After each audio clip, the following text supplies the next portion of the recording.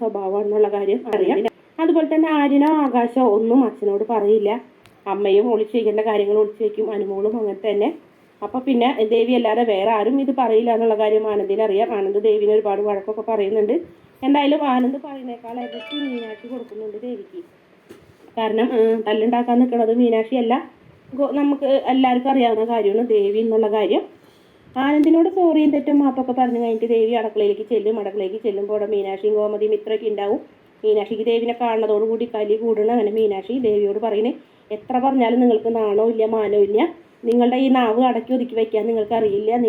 നിങ്ങളുടെ നാവ് കാരണം ഇവിടെ എന്തെല്ലാം പ്രശ്നങ്ങൾ ഉണ്ടാവണം, എവിടെ എന്ത് പറയണമെന്ന് നിങ്ങൾക്ക് ഒരു ബോധവും ഇല്ല. നിങ്ങൾ എന്തിങ്ങനെ, നിങ്ങൾക്ക് ബോധമില്ലാണ്ടാണോ അതോ നിങ്ങൾ അഭിനയിക്കുന്നതാണോ എന്നൊക്കെ ചോദിക്കും. ഏട്ടത്തി എന്നുള്ളൊരു വാക്കൊക്കെ മറന്നൊക്കെ നിങ്ങൾ തന്നെയാവും മീനാക്ഷി പറയുന്നത്. ഇനി മുതൽ നിങ്ങൾ എൻ്റെ ഏട്ടത്തിയും അല്ല, ഞാൻ നിങ്ങളുടെ അനിയത്തിയും അല്ല, നമ്മൾ രണ്ടുപേരും ഇനി ശത്രുക്കൾ തന്നെ ആയിട്ടും ഈ വീട്ടിൽ കഴിയാൻ നോക്കിക്കോന്നൊക്കെ പറഞ്ഞ് നമ്മുടെ മീനാക്ഷി നമ്മുടെ ശ്രീദേവിയോട് പൊട്ടിത്തെറിക്കുന്ന ഒരു ഭാഗം കൂടി ഉണ്ട്. വീഡിയോ ഇഷ്ടപ്പെട്ടു